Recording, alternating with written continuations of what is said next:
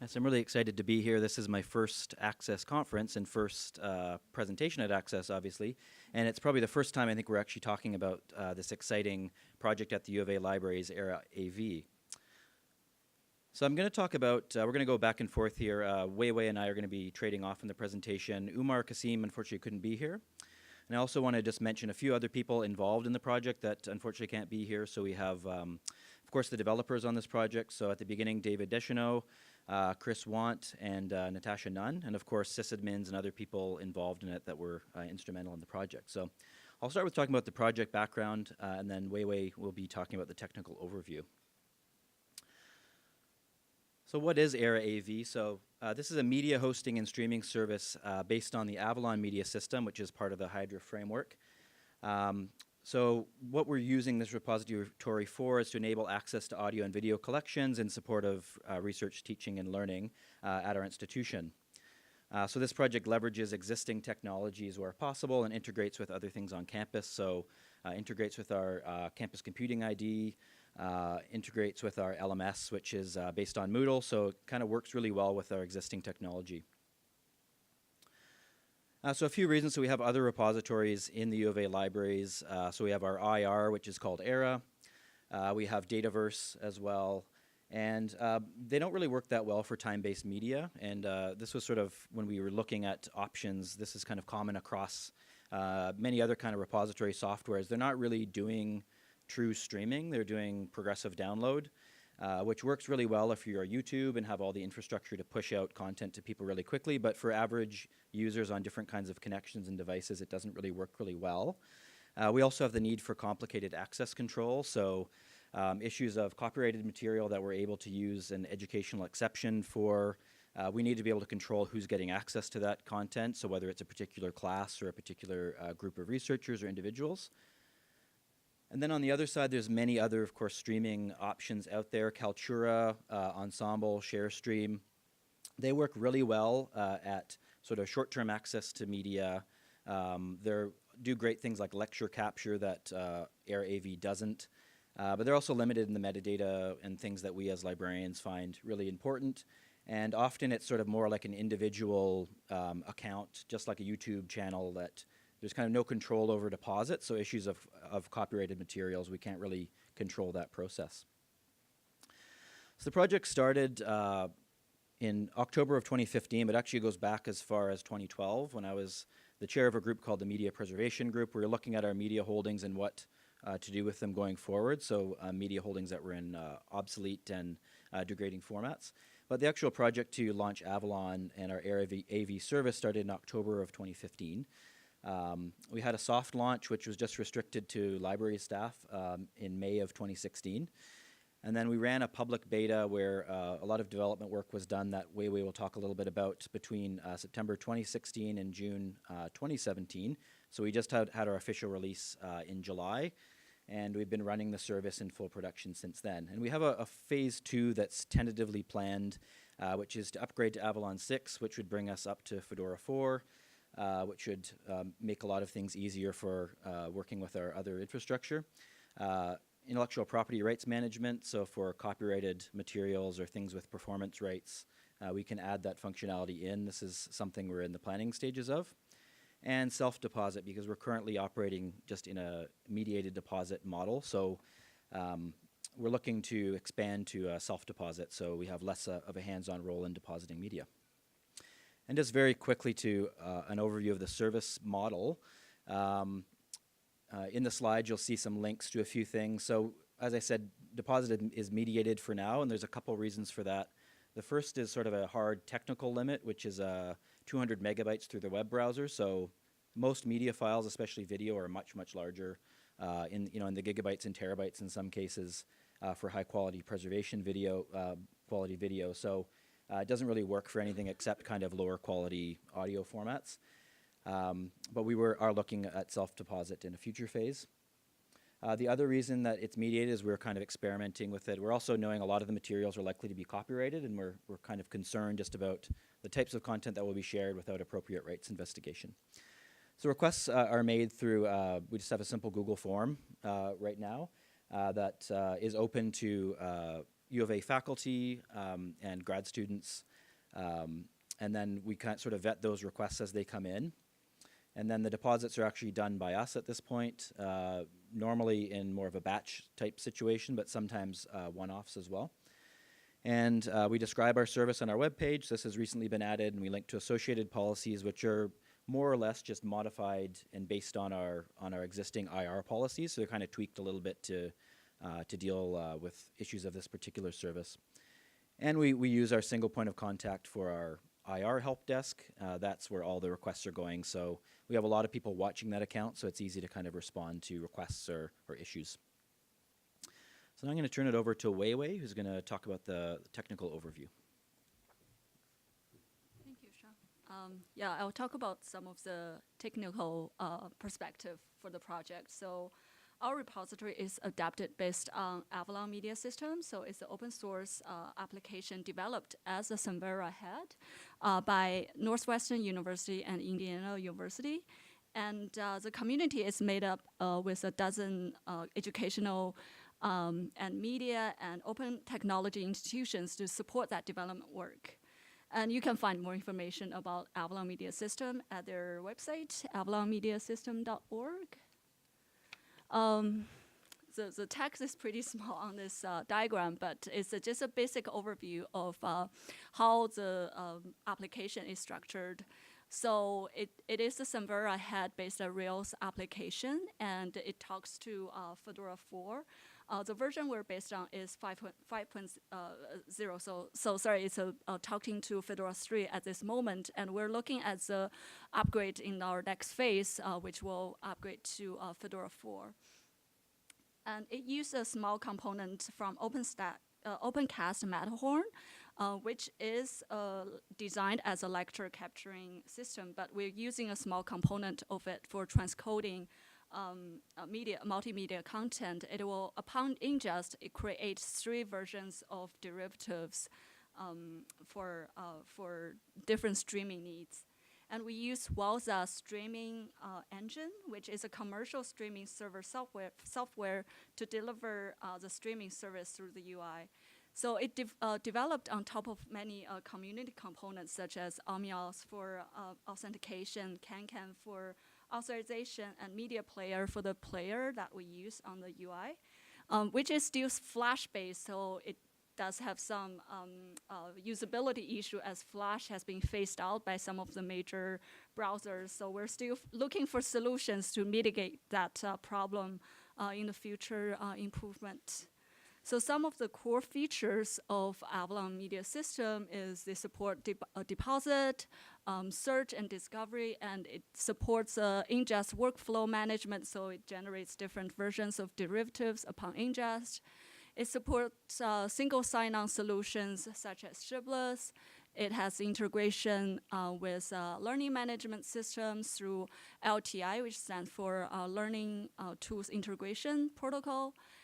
It supports pretty complicated access control model as you need on item level and collection level. It has all the useful features like embedded content into different websites, create playlist, and display closed captioning. And it supports standard based metadata like mods and provide persistent URLs and support structural metadata as well. So it all in lines with our digital asset management system strategies that we have at UFA.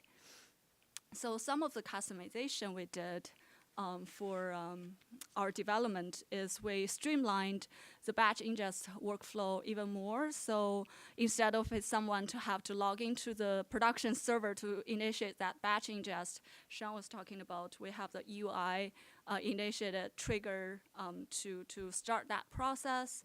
So we have done some improvement in that workflow. We did some customization to the data model to handle our unique metadata requirements, and did some additional validation to make sure that all the customization we did on the metadata doesn't really break on any of the UI features or on the data model itself.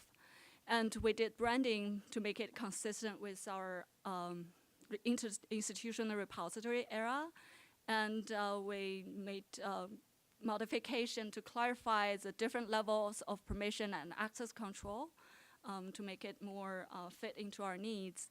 And also, we have been strived to make sure this project, any development we do, follow our development process or development practices we do at UFA. So we introduced this test-driven practices. We integrate continuous integration tools like Travis and RubyCop and use our Git pull request review workflow.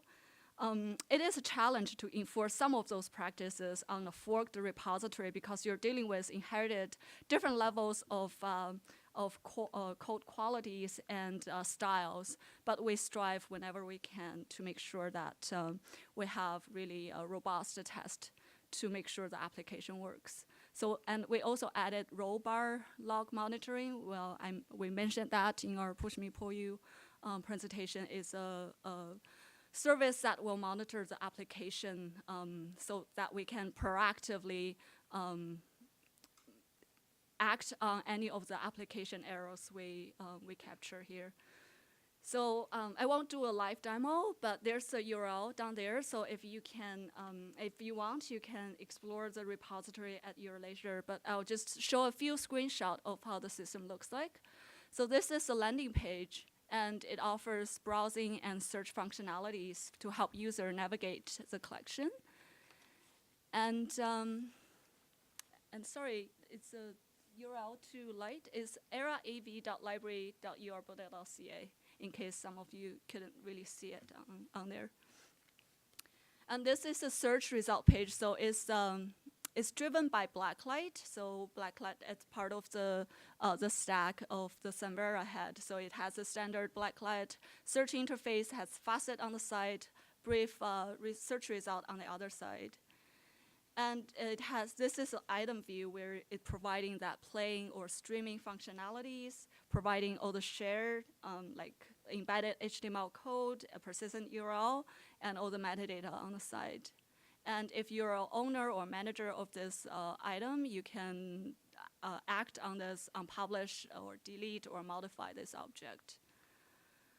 And the resource description is based on mods, so it has a really extensive deposit form or edit form. Every field is mapped into a mod's attributes or a mod's field. And it has a really fine-tuned permission structure for access control. So this is a demonstration of what you can do on the item level, and you can do similar things on the collection level as well. So I'll pass back to Sean to talk about some of the case studies. Yeah, so some of the most interesting part for me is the actual content that's in the system. And right now, we're not at a huge number of objects. I think we're at about 170-ish publicly published objects. But the main use cases, of course, are online education. That's where we came to this. That's kind of where we started with, but we've actually kind of branched off into some other areas. Research data management, so I have some case studies from there.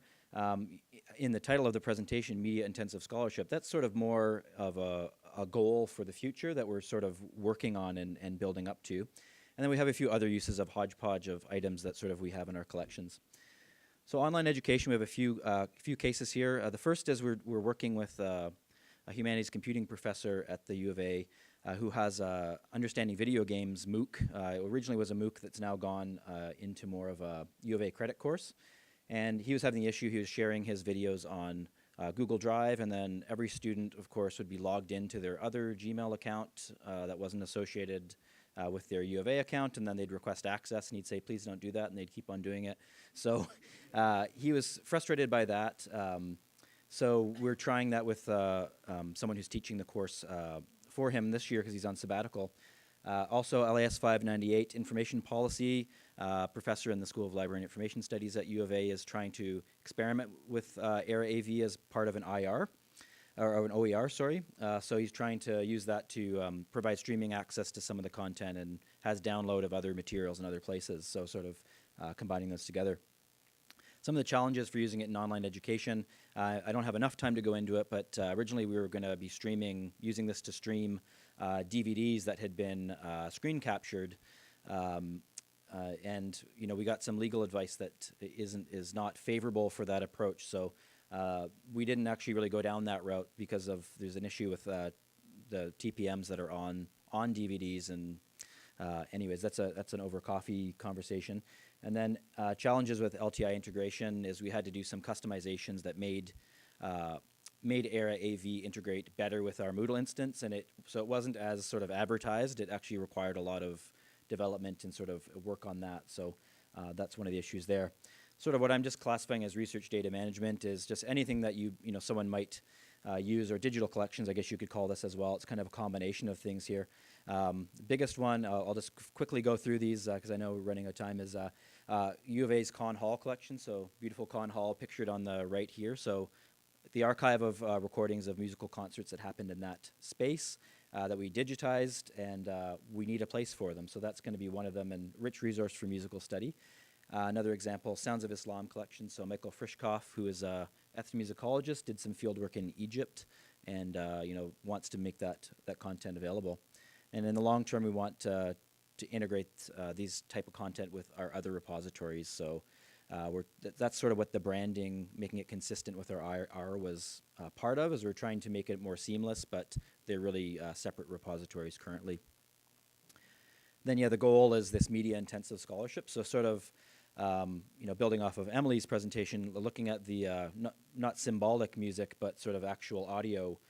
There's lots of researchers in music information retrieval, linguistics, and other disciplines that use sound a lot. Literary studies, of course, that want to do distant listening. And we want to provide sort of a backbone for people doing that. So our current state is really, this is great as a backend for collection-focused websites where you're embedding video players into a website. But the goal, in the future is more of an API approach that allows people to manipulate media files or read information from media files and do things with them in another place. So, and just other collections, sort of archival collections. A couple OJS journals are incorporating media, and community resources. So things like, we have a television program in Edmonton that's Latin American focused, and a couple other things there listed. And licensed resources as well. We have some born digital items we buy from publishers that we host on this platform. So thanks for your time, and I think we have maybe 2 minutes for questions. Yeah.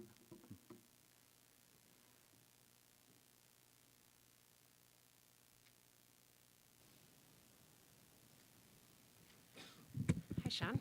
Hi. So I know that you guys are also running a Sophia head for the rest of your Era repository, and I just wonder, do you imagine eventually that there will be good media handling within Sophia, so you're not running two separate heads, or are you concerned about running two, or is that fine and you'll just continue with that path? That's a good question. It's definitely a later phase, and Weiwei, if you want to add to that. I think it's the goal is eventually that it's one experience. So the fact that it's a media item that streams, from the perspective of the user, they should access that through one experience. So possibly taking pieces of Avalon and keeping those, and not using the parts that we don't need to duplicate. But it really is a separate repository, and we're trying to, with branding, we've kept it so that it has links back to the IR. But that's the longer term plan. And maybe technically, do you have any more to say? I just have one quick, because we are actually stepping away from Samvera for IR as the main repository, which will give us some of the freedom that we may be able to explore some of the embed or other options that we could do. So, but as Sean said, it's the next phase or future kind of consideration for that. Okay, thanks.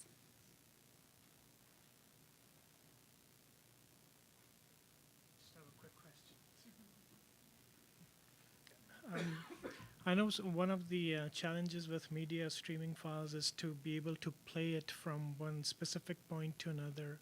Does Avalon or whatever interface allows for it? Yes, you can add track markers that you enter them kind of it's not actually from a user perspective, it's not that easy to enter. You have to either put an XML file in that just says a start and end point. But you can also do that. There's a little bit of a graphical interface area where you can do that. But we're actually working on, that's one possible thing, we're working on the ability to do that, like provide clips, what might be called as audio thumbnails. Because it's actually, it's okay how you're allowed to put markers in, because we have a lot of analog recordings, for example, that don't, it might be a 2-hour recording that we have, you know, side A, side B, and that's not really good access, you know, so you can put these markers in, but I think there's a desire to have a little more flexibility with what you can do with that, and yeah, and be able to kind of provide different, you know, markers that are less, kind of a little bit more robust.